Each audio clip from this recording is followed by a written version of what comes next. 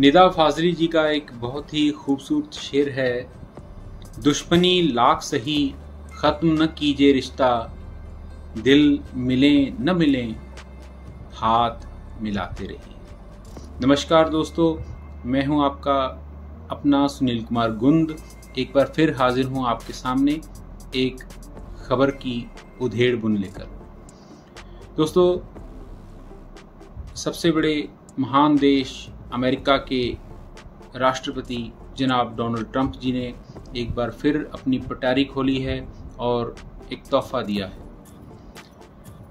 कुछ दिन पहले उन्होंने भारत पर 25% अतिरिक्त टैरिफ, जिसे हम कर भी कह सकते हैं, कर लगाया और ये चेतावनी दी कि अगर भारत ने कच्चे तेल का आयात रशिया से बंद न किया तो उसे एक और पेनल्टी भी लगाई जाएगी। उसके लिए उन्होंने डेडलाइन भी दी थी, समय निर्धारित किया था भारत को विचार करने के लिए, लेकिन उस डेडलाइन के ख़त्म होने से पहले ही उन्होंने अपनी पेनल्टी का भी ऐलान कर दिया। 25% और एक्स्ट्रा टैरिफ बढ़ा दिया है, यानी कि 25 और 25 कुल मिलाकर 50% टैरिफ जो है भारत से निर्यात होने वाली और अमेरिका में आयात होने वाली वस्तुओं पर 50% एक्स्ट्रा टैरिफ लगा दिया गया है। सभी जानते हैं ये उचित नहीं है, अनुचित है। भारत के प्रधानमंत्री जी ने भी इसको अनुचित बताया है और ये संदेश भेजा है अमेरिका को कि आप हमें तो बता रहे हैं, हमें तो कह रहे हैं कि रशिया से कच्चा तेल का आयात न करें। कृपया आप स्वयं भी, अमेरिका भी रशिया से केमिकल्स और खनिज पदार्थ आयात करता है, उसके बारे में आप क्या कहेंगे?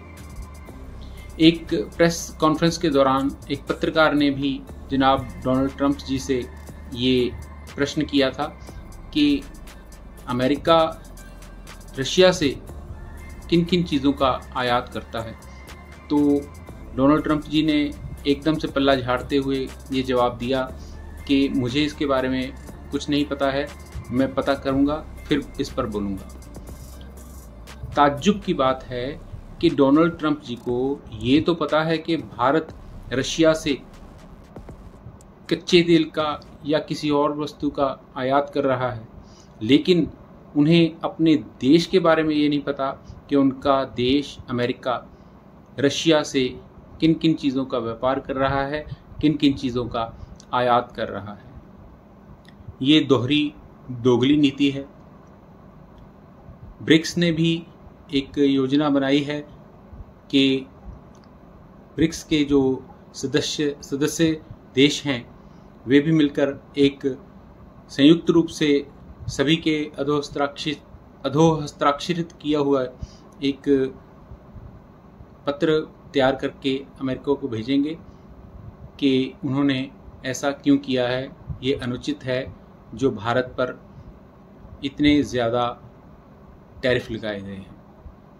लेकिन सुधार होता कुछ दिख नहीं रहा है। वे अपनी धुन में आगे बढ़े जा रहे हैं, लेकिन उनका इस तरह चलना कहीं ना कहीं अमेरिका को अलग थलग डाल सकता है, दुनिया से अलग कर सकता है। उनकी सोच, उसमें थोड़ा सा बदलाव होना ज़रूरी है। भारतीय विपक्ष ये इल्ज़ाम लगा रहा है कि प्रधानमंत्री जी खुलकर डोनाल्ड ट्रंप का विरोध क्यों नहीं कर रहे उनका नाम लेकर। कई बार बोलने से ज़्यादा चुप रहना अच्छा होता है। कूटनीति यही कहती है कि मौके के अनुसार, मौके को संभालने के लिए कई बार चुप रहकर भी वार करना होता है। ये भी प्रधानमंत्री जी की एक कूटनीति हो सकती है।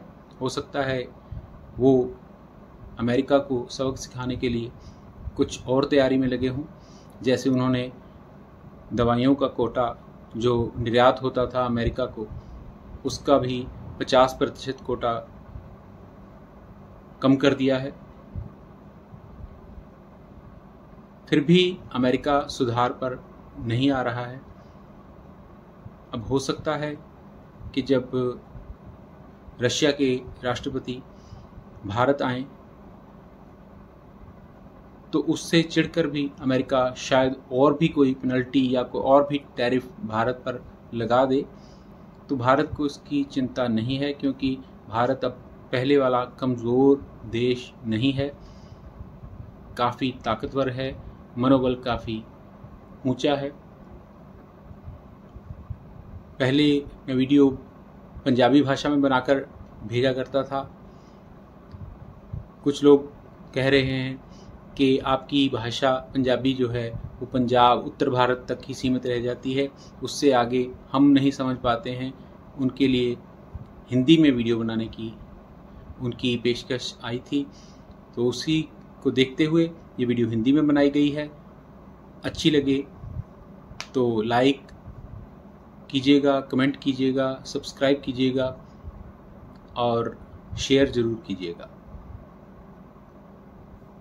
आपसे फिर मुखातिब होने के लिए, फिर मिलने के लिए वादा करके जाते हैं और आज्ञा लेते हैं आपसे। जय हिंद।